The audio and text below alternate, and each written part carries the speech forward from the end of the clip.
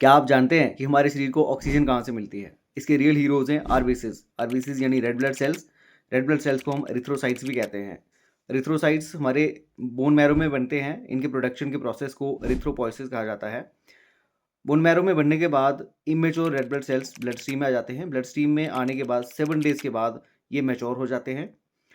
RBCs का total life span 120 दिन का होता है। After completing their life span travel करते हैं to the spleen and get destroyed there.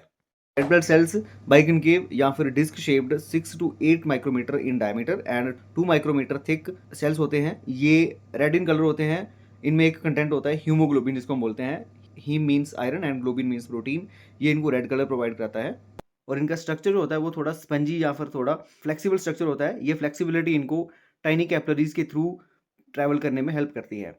RBCs का मेन फंक्शन होता है ऑक्सीजन को लंग्स से लेकर बॉडी टिश्यूज तक पहुंचाना। आरबीसीज का नॉर्मल काउंट जो है वो 4 मिलियन से 5.5 मिलियन तक नॉर्मल होता है। अगर आरबीसीज बढ़ जाते हैं दैट मीन्स उस कंडीशन को हम एरिथ्रोसाइटोसिस बोलते हैं।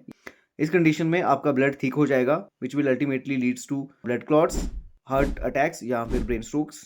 अगर आरबीसी काउंट कम हो जाता है तो उसको हम एरिथ्रोसाइटोपिनिया या फिर एनीमिया भी बोलते हैं, जिसमें आयरन डेफिशिएंसी हो जाएगी। अल्टीमेटली अगर आरबीसी कम है तो दैट मीन्स आपका ब्लड जो है लो ऑक्सीजन कैरी कर रहा है। Thank you and follow for more.